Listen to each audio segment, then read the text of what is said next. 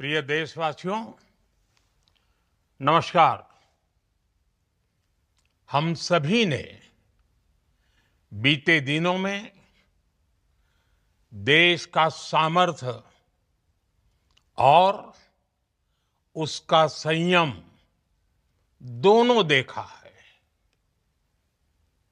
मैं सबसे पहले भारत की पराक्रमी सेनाओं को, सशस्त्र बलों को,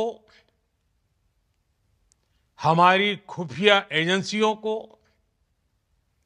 हमारे वैज्ञानिकों को, हर भारतवासी की तरफ से सैल्यूट करता हूं। हमारे वीर सैनिकों ने ऑपरेशन सिंदूर के लक्ष्यों की प्राप्ति के लिए असीम शौर्य का प्रदर्शन किया। मैं उनकी वीरता को, उनके साहस को, उनके पराक्रम को आज समर्पित करता हूं। हमारे देश की हर माता को, देश की हर बहन को और देश की हर बेटी को ये पराक्रम समर्पित करता हूं। साथियों, 22 अप्रैल को पहलगाम में आतंकवादियों ने जो बर्बरता दिखाई थी, उसने देश और दुनिया को झकझोर दिया था। छुट्टियां मना रहे निर्दोष मासूम नागरिकों को धर्म पूछकर उनके परिवार के सामने, उनके बच्चों के सामने बेरहमी से मार डालना, यह आतंक का बहुत विभत्स चेहरा था, क्रूरता थी। ये देश के सद्भाव को तोड़ने की घिनौनी कोशिश भी थी। मेरे लिए व्यक्तिगत रूप से ये पीड़ा बहुत बड़ी थी। इस आतंकी हमले के बाद सारा राष्ट्र, हर नागरिक, हर समाज, हर वर्ग, हर राजनीतिक दल एक स्वर में आतंक के खिलाफ कड़ी कार्रवाई के लिए उठ खड़ा हुआ। हमने आतंकवादियों को मिट्टी में मिलाने के लिए भारत की सेनाओं को पूरी छूट दे दी और आज हर आतंकी, आतंक का हर संगठन जान चुका है कि हमारी बहनों बेटियों के माथे से सिंदूर हटाने का अंजाम क्या होता है। साथियों, ऑपरेशन सिंदूर ये सिर्फ नाम नहीं है, ये देश के कोटि कोटि लोगों की भावनाओं का प्रतिबिंब है। ऑपरेशन सिंदूर न्याय की अखंड प्रतिज्ञा है।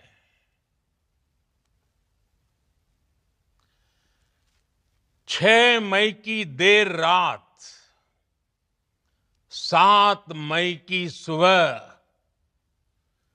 पूरी दुनिया ने इस प्रतिज्ञा को परिणाम में बदलते देखा है। भारत की सेनाओं ने पाकिस्तान में आतंक के ठिकानों पर, उनके ट्रेनिंग सेंटर्स पर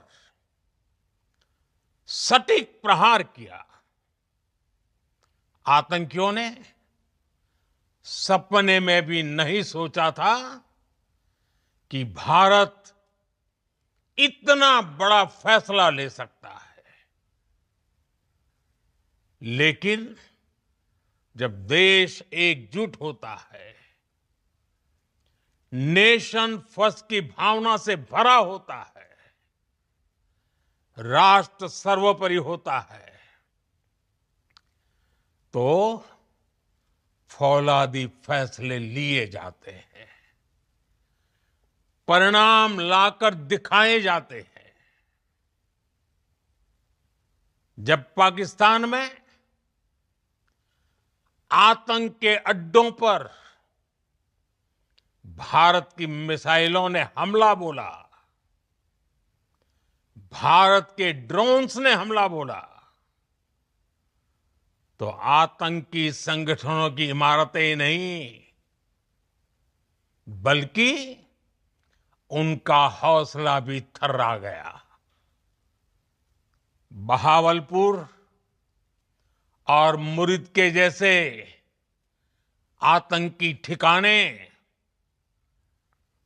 एक प्रकार से ग्लोबल टेररिज्म की यूनिवर्सिटीज रही है। दुनिया में कहीं पर भी जो बड़े आतंकी हमले हुए हैं, चाहे 9/11 हो, चाहे लंदन ट्यूब बॉम्बिंग हो, या भारत में दशकों से जो बड़े बड़े आतंकी हमले हुए हैं, उन सब के तार कहीं ना कहीं आतंक के इन्हीं ठिकानों से जुड़ते रहे हैं। आतंकियों ने हमारी बहनों का सिंदूर उजाड़ा था, इसलिए भारत ने आतंक के ये हेडक्वार्टर्स उजाड़ दिए। भारत के इन हमलों में 100 से अधिक खूंखार आतंकवादियों को मौत के घाट उतारा गया है। आतंक के बहुत सारे आका बीते 2.5-3 दशकों से खुलेआम पाकिस्तान में घूम रहे थे, जो भारत के खिलाफ साजिशें करते थे। उन्हें भारत ने एक झटके में खत्म कर दिया। साथियों, भारत की इस कार्रवाई से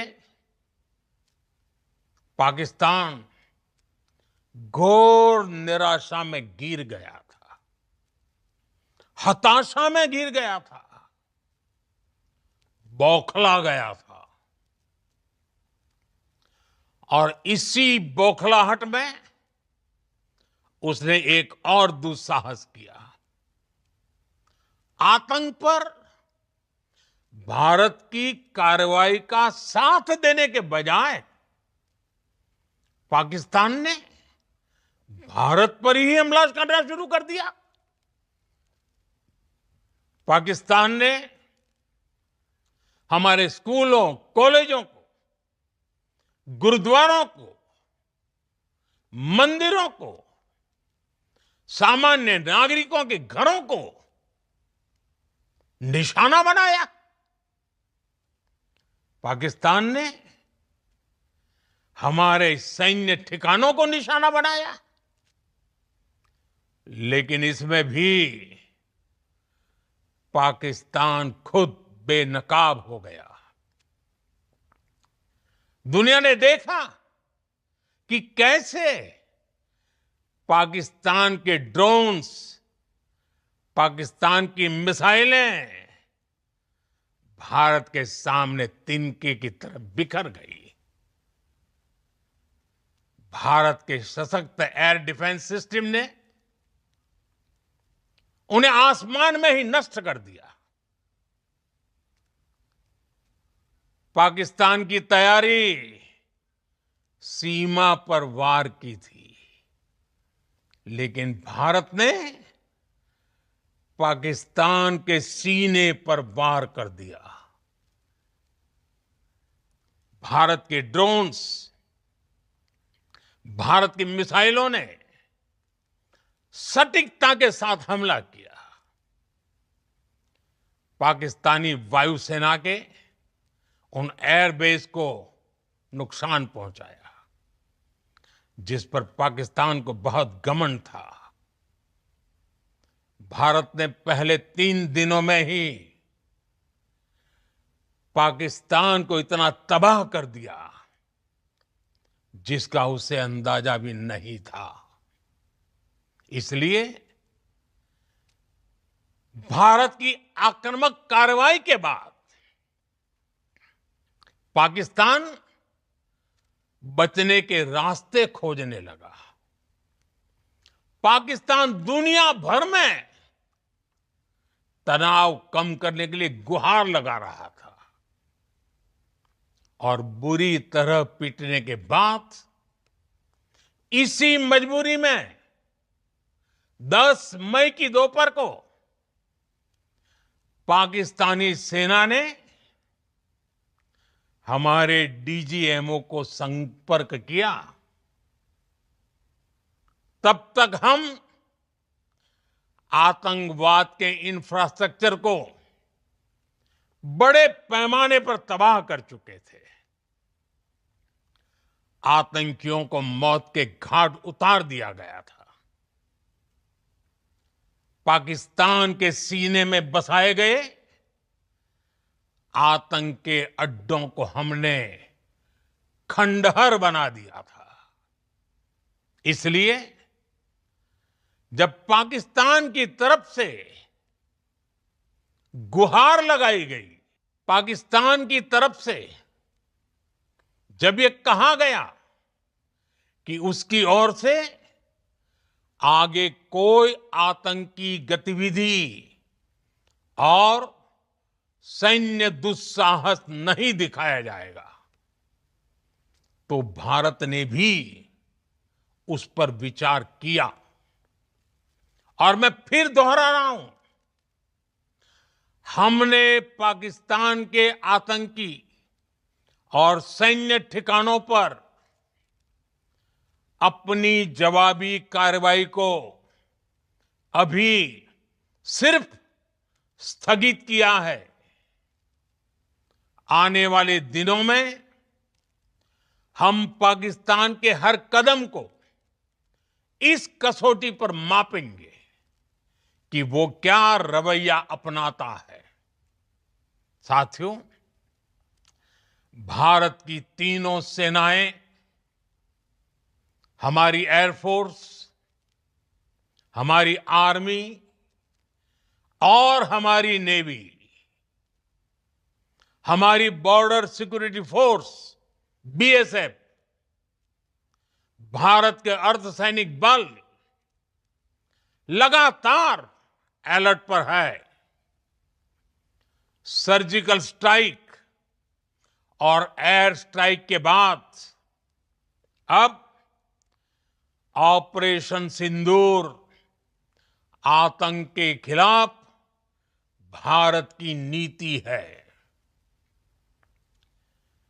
ऑपरेशन सिंदूर ने आतंक के खिलाफ लड़ाई में एक नई लकीर खींच दी है, एक नया पैमाना, न्यू नॉर्मल तय कर दिया है। पहला, भारत पर आतंकी हमला हुआ तो मुंह तोड़ जवाब दिया जाएगा। हम अपने तरीके से, अपनी शर्तों पर जवाब देकर रहेंगे। हर उस जगह जाकर कठोर कार्रवाई करेंगे जहां से आतंक की जड़ें निकलती हैं। दूसरा, कोई भी न्यूक्लियर ब्लैकमेल भारत नहीं सहेगा। न्यूक्लियर ब्लैकमेल की आड़ में पनप रहे आतंकी ठिकानों पर भारत सटीक और निर्णायक प्रहार करेगा। तीसरा, हम आतंक की सरपरस्त सरकार और आतंक के आकाओं को अलग अलग नहीं देखेंगे। ऑपरेशन सिंदूर के दौरान दुनिया ने पाकिस्तान का वो घिनौना सच फिर देखा है, जब मारे गए आतंकियों को विदाई देने पाकिस्तानी सेना के बड़े बड़े अफसर उमड़ पड़े। स्टेट स्पॉन्सर्ड टेररिज्म का ये बहुत बड़ा सबूत है। हम भारत और अपने नागरिकों को किसी भी खतरे से बचाने के लिए लगातार निर्णायक कदम उठाते रहेंगे। साथियों, युद्ध के मैदान पर हमने हर बार पाकिस्तान को धूल चटाई है और इस बार ऑपरेशन सिंदूर ने नया आयाम जोड़ा है। हमने रेगिस्तानों और पहाड़ों में अपनी क्षमता का शानदार प्रदर्शन किया और साथ ही न्यू एज वॉरफेयर में भी अपनी श्रेष्ठता सिद्ध की। इस ऑपरेशन के दौरान हमारे मेड इन इंडिया हथियारों की प्रामाणिकता सिद्ध हुई। आज दुनिया देख रही है 21वीं सदी के वॉरफेयर में made in India defence equipments, इसका समय आ चुका है। साथियों, हर प्रकार के आतंकवाद के खिलाफ हम सभी का एकजुट रहना, हमारी एकता हमारी सबसे बड़ी शक्ति है।